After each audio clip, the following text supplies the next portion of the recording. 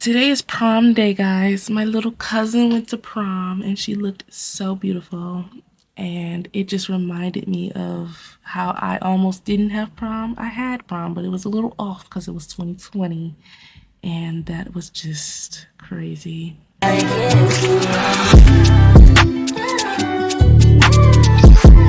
What up, y'all? It's your girl, Nia Athena, and welcome back to my channel. So, right now my cat is being very clingy, so y'all are about to see her on my chair. I don't know.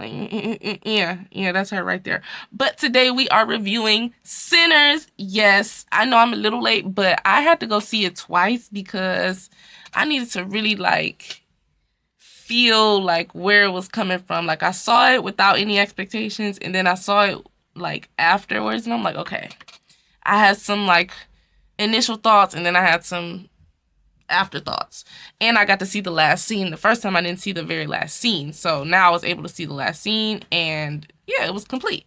So today we are going to be reviewing Sinners, directed by the Ryan Coogler himself, Black director, which is what we love to see. And it seems like every time it's time to spearhead the original movies, it's always the Black directors that's coming to step. Like, I love that. I love that for us. Anywho, so we're going to start with the synopsis, which reads: trying to leave their troubled lives behind, twin brothers return to their Mississippi hometown to start again, only to discover that an even greater evil is waiting to welcome them back. Very ominous. So, first of all, the idea of this story being set in the height of Jim Crow era, like Jim Crow laws, and kind of in that in-between era between slavery not existing, but then like sharecroppers and stuff fighting back and finding new ways to kind of like enslave Black Americans, and Black Americans were still on the fields technically, but they weren't slaves, but they were to the system. Yeah, that's when a lot of that stuff is going on. And so that alone, and then I had to see it in IMAX too, because they said IMAX was the intended way to see it. So of course I had to go see it in IMAX, which I totally understand why, because it does add to the atmosphere of the scenes and the movie in itself. So I really did appreciate that. And basically this movie is about the infamous twins of Mississippi called Smoke and Stack on a mission to successfully start a new juke joint with their younger cousin, Little Sammy, to entertain using his gift of playing the guitar and singing, because he's a great singer. So, first of all, I just want to say I love me some fantasy. I am a fantasy girl. I love to dream, okay? So, when they said vampires, I said, oh, you have my attention. Like, what? Like, I saw the previews and I'm like, oh, they got vampires? We in the 1930s? Oh yeah. I'm trying to see what's tea. And so the aspect of like vampires being woven into this plot, it really just puts the cherry on top for me, because there were also so many historically accurate like depictions that it was like, wow, like he really did his homework. Like, you can tell he really did his homework. And so I want to just talk about some of my 3 favorite themes and like ideas and just things that I noticed throughout the movie that really like stuck out to me. Like, I'm not gonna lie, y'all, the second time I watched it, I almost cried at the end, just because of like how deep and like how powerful the messages were. Like, it was so like so many layers to it too. Like, there's like the surface level stuff that you can obviously see, and then there's the stuff that's stacked on top of that, and then there's the nuances of it all. So like, I really did enjoy it. Like, and I feel like people who saying it's trash, they just don't have like the ability to think deeper and to really learn to appreciate the art of film. Like, the art of film is so sacred when done correctly, and Black directors do that every fucking time. Hello. Like, and it's crazy because it's like we literally ask for original stuff all the time, and we keep getting the same superhero movies, the same remakes of like old stuff, the same live action remakes, but then we get something as original as this with such you know, popular theme, which is vampires, because everybody loves vampires, but then with its own twist, you know what I'm saying? Like, it was just like chef's kiss, honestly. But my first favorite theme about this movie was the lesson, which was never underestimate the power of music, y'all.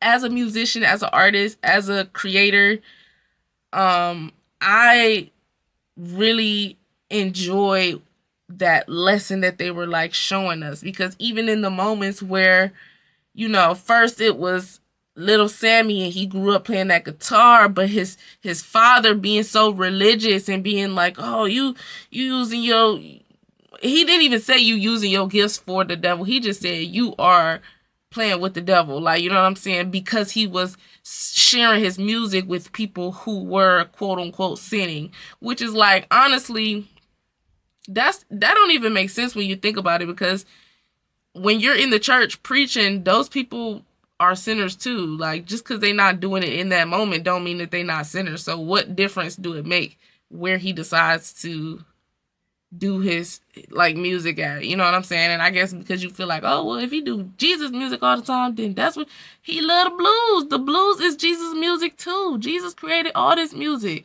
not just praise music. All of this music came from Jesus, technically.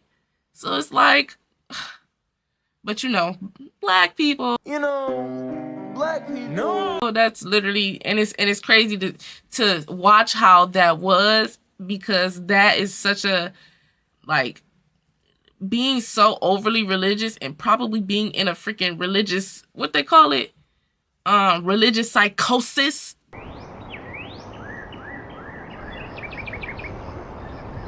That is literally a generational curse passed down, and so many of us now in this day and age have seen that. So to see that like in that perspective of like, okay, this is how it was back then too, it was like, wow. Like, and the fact that he was so drawn to the blues, and he was able to draw other people to him because of the blues, and just the power of, like, y'all don't even like understand how deep it really goes and how scientifically proven it really is. It's so much science in music and math and music, and like the frequencies and how it affects people, how it draws people to each other. The vampires was drawing them out with their music, the Irish music, the cultural music. And then, like, oh my God, y'all, I'm sorry, I have to rant.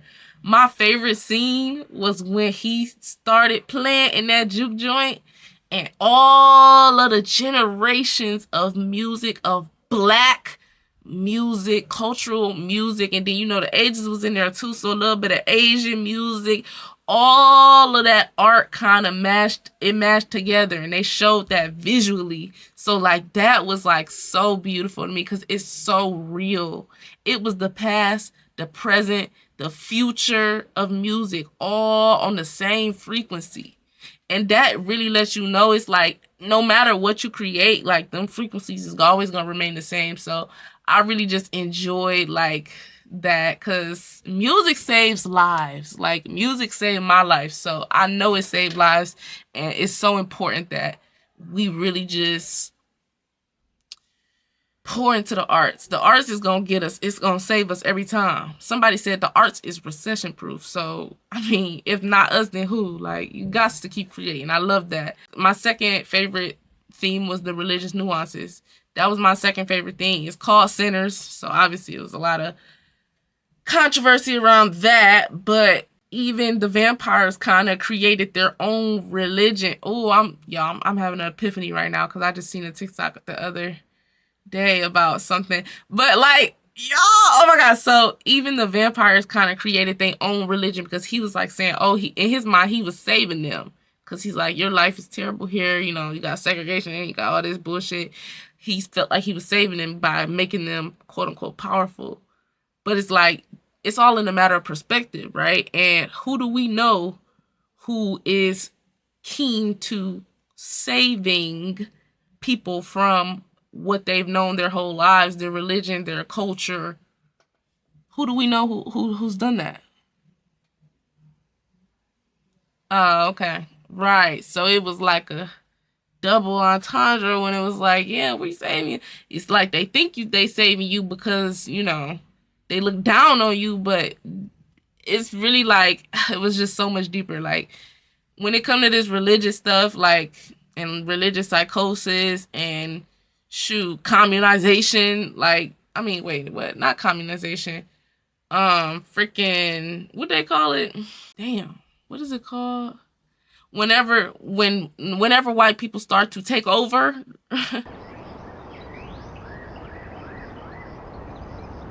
This stuff is stuff that people really need to be made aware of, and they were able to be made aware of that through film and through entertainment, through a fantasy film at that. And this is why I love fantasy too, because with fantasy, you can sneak in like stuff about racism and segregation and stuff, but you can sneak it in so well that white people don't even realize what they looking at. They thinking, oh, they just don't like the frogs. Why they don't like the frogs? Just because they frogs. Yeah, why don't they? Why don't they? It's just so like, I just love the metaphors of fantasy and how they do things in the fantasy realm of film and of books, of anything. But then my third favorite theme was just community within the social injustices. So this was more on the social studies side. Like I really enjoyed like them really showcasing like, okay, yes, it was segregation at the time. Asians were able to assimilate and kind of be on both sides of the coin.